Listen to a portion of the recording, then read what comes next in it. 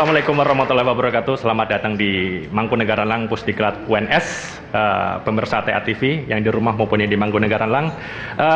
Tadi kita cukup menarik sekali diskusi tentang HIV/AIDS dari Bu Suni dan dari Pak Cucuk ya dari Dinas Kesehatan. Kita lanjutkan lagi diskusi kita tentang ini ada pembicara baru datang, yaitu dokter muda kita Pak Dr. Dani, spesialis penyakit dalam ya. Beliau juga dosen di Fakultas Hukum UNS, Fakultas Kedokteran UNS, kemudian beliau juga bekerja di Rumah Sakit Muwardi Solo. Mungkin kita pemirsa yang di rumah, apa sih sebetulnya HIV/AIDS itu? Penyakit apa sih? Bagaimana penularannya sih? Mungkin kita sangat baik sekali ya kalau kita tanyakan langsung kepada Pak Dr. Dani. Mungkin bisa menjelaskan Pak Dr. Dani, apa itu penyakit HIV, atau HIV itu penyakit atau bukan, atau AIDS yang penyakitnya, atau bagaimana Pak Dokter, dan bagaimana cara mungkin mencegahnya. Terima kasih. Ya, Assalamualaikum warahmatullahi wabarakatuh. Waalaikumsalam. Sebelumnya terima kasih atas undangannya.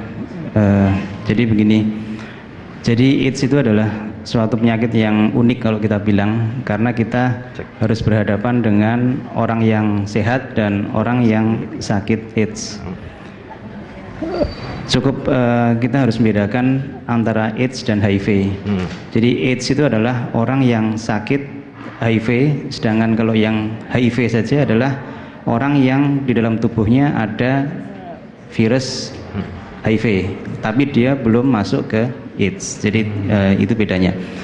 Kadang kita sering bilang ODA, orang dengan HIV AIDS, padahal itu sebenarnya agak salah kaprah, karena orang HIV belum tentu dia AIDS gitu. AIDS itu sudah dalam stadium akhir HIV, itu namanya AIDS.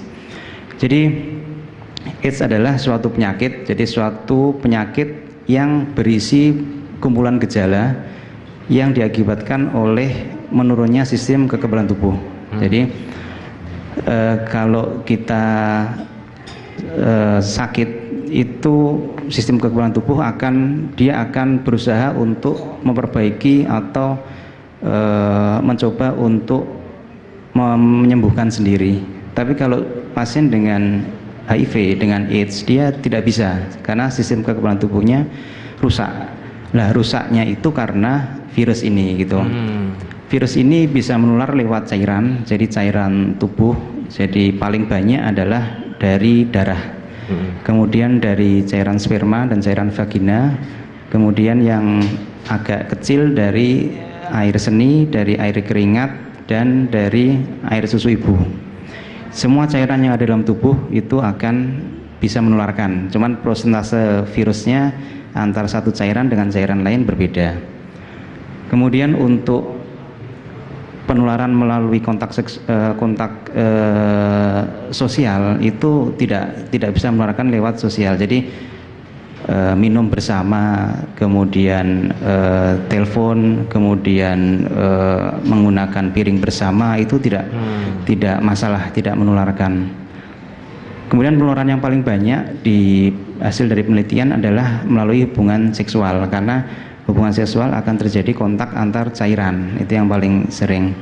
Kemudian yang kedua melalui jarum suntik yang tidak steril, dengan ada embel-embel tidak steril, karena kalau steril tidak akan menularkan. Jadi tidak steril itu dalam arti dia dipakai orang yang HIV kemudian digunakan dengan orang lain yang tidak HIV, itu yang tidak steril, jadi bisa menularkan. Kemudian yang berikutnya bisa ditularkan melalui ibu dan ke anak. Jadi ibu yang hamil dengan HIV itu bisa menularkan ke anak, dengan catatan salah dalam pengelolaan manajemen untuk kelahirannya. Jadi kalau itu tidak salah, itu kemungkinannya hanya kurang dari 5%. Jadi anak yang dikandung dari ibu yang hamil itu risiko terjadinya HIV itu hanya kurang dari 5%. Tapi dia menjadi 80% kalau dia dilahirkan melalui pervaginam atau melalui lahir biasa itu. Jadi karena manajemennya itu kita harus mengatur manajemennya, apakah harus dengan seksio atau harus dengan pervaginam, itu ada syarat-syaratnya. Kalau salah dalam manajemen akan mengakibatkan risiko untuk bayinya lebih tinggi. Meskipun sebenarnya bayi itu hanya kurang dari 5%, karena virus itu tidak bisa masuk ke plasenta. Jadi Tuhan telah menciptakan itu, jadi virusnya ibu tidak bisa masuk ke plasenta. Penularannya adalah melalui pada saat kelahiran biasanya. Jadi itu untuk penularannya dan tentang HIV seperti itu, Pak Kuku. Ya, sementara menarik sekali sementara tentang penjelasan HIV/AIDS. Terima kasih dari Pak Dr. Dhani ya. Cukup menarik ya, masyarakat telah mengetahui apa itu HIV/AIDS, kemudian bagaimana cara penularannya, kemudian bagaimana cara mencegahnya, apakah ibu hamil bisa menularkan ke bayinya. Itu cukup menarik, semoga bisa menjadi informasi yang cukup penting bagi pemirsa di rumah. Kemudian sekarang di sini mengenai pasien yang terjangkit HIV atau AIDS, terkadang merasa malu untuk memeriksakan dirinya ke pelayanan-pelayanan puskesmas ataupun rumah sakit. Mungkin di sini Pak Sukamto ya dari Komisi Penanggulangan AIDS, bagaimana Pak kira-kira bisa mengadvokasi ya masyarakat mungkin yang terkena HIV/AIDS ini bisa mau memeriksakan dirinya, kemudian bagaimana prosedurnya, apakah cukup birokrasi, cukup sulit atau tidak gitu Pak. Silakan. Terima kasih Pak Kuku. Sebelum kami sampaikan tentang bagaimana seorang sudah mendapatkan terapi ARV ya, antiretroviral di rumah sakit maupun di klinik yang sudah tersedia, kami sampaikan dulu bahwa mitra kerja KPA ini ada 4 ya, 3 atau 4 gitu sesuai dengan kondisi daerah masing-masing.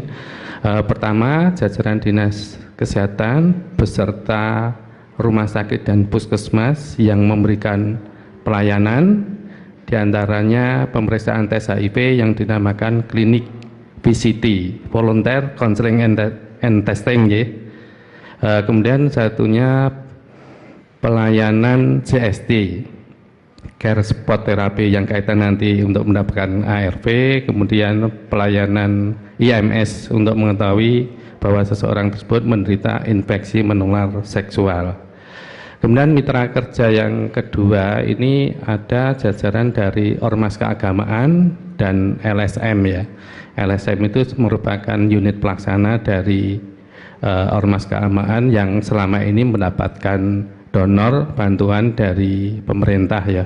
Walaupun saat ini yang terbesar itu masih dari pihak ketiga, bantuan luar gitu. Lah mereka tugasnya memberikan penjangkauan kepada populasi RESTI seperti yang telah disampaikan Ibu Suni tadi ya. Populasi RESTI itu meliputi WPSL itu BPS yang langsung, WPSTL itu WPS yang tidak langsung. Ini misalnya pijat plus, salon plus, karaoke dan sebagainya, itu di sana ditemukan WPSTL biasanya. Kemudian waria LSL yang sekarang baru ngetren, dan satunya lagi itu biasanya HRM, High Risk Man ya, atau di Indonesia kan menjadi LBT, lelaki berisiko tinggi. Lah yang sulit mencari itu yang LBT itu ya, tapi walaupun ciri-cirinya kita tahu ya, LBT itu sesuai dengan pengetahuan yang kita terima itu ciri-cirinya ada 4M. Kalau di dalam manajemen itu mungkin man, money, material, method. Kalau di dalam penanggulangan HIV ini man, money, mobile, macho. Laki-laki yang punya banyak uang, suka berpergian dan penampilannya macho. Ini ciri-ciri LBT ya. Kira-kira seperti itu. Kemudian yang mitra ketiga ini kelompok dukungan sebaya atau sering disebut KDS. Untuk Karanganyar itu sudah terbentuk KDS Kadar Lawu. Mereka yang memberikan pendampingan kepada OHIDA maupun ODA ya. Walaupun sebutan ODA tadi disampaikan oleh Dr. Dhani bahwa sebenarnya itu kan salah kaprah. Dalam arti seseorang yang HIV belum tentu AIDS, karena sekarang dengan gencarnya untuk pemeriksaan tes darah ini sudah banyak ditemukan yang pasien HIV belum terjadi AIDS sudah ditemukan gitu. Sudah lebih banyak ditemukan yang HIV. Kaitan untuk mendapatkan terapi Ini beberapa waktu yang lalu evaluasi dari klinik CST pengobatan yang dari Muwardi itu, warga Karanganyar yang akses pengobatan ke klinik CST Muwardi itu sekitar 98 orang. Sementara Karanganyar itu klinik CST-nya kan baru rintisan, baru tahun 2014 kemarin.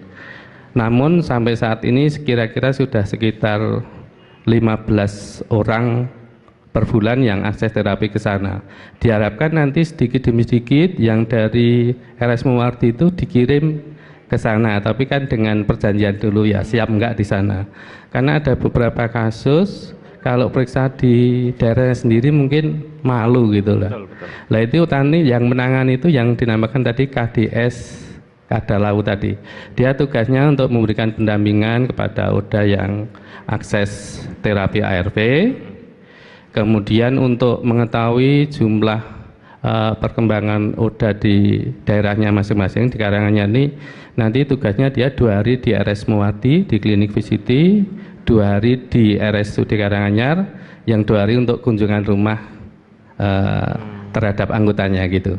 Ya kira-kira untuk mendapatkan ARV seperti itu. Kemudian kaitan dengan hak masyarakat, bahwa mulai dari tes sampai pengobatan saat ini tuh pemerintah menyediakan obat tersebut secara gratis ya, secara gratis. Termasuk KDS sendiri itu di dalam operasional itu juga mendapatkan dana bantuan, dana operasional dari pemerintah. Mungkin demikian Pak Kukuh ya, mungkin nanti bisa dibahas. Terima kasih Pak Sukamto. Jadi dari tim KPA itu tidak hanya sekedar menunggu ya Pak ya, tetapi juga menjemput bola pasien-pasien yang mungkin tadinya malu, diadvokasi kita jemput, memberikan pendampingan Pak ya. Oke, cukup menarik pemirsa TA TV, diskusi kita yang makin hangat ya. Nanti adik-adik mahasiswa di sini bisa memberikan komentar ya, atau memberikan pertanyaan maupun pernyataan kepada para narasumber. Mungkin ada yang ingin dikritisi atau bagaimana. Diskusi kita lanjutkan lagi. Tentunya pemirsa TA TV jangan kemana-mana. Kita akan lanjutkan setelah yang satu ini.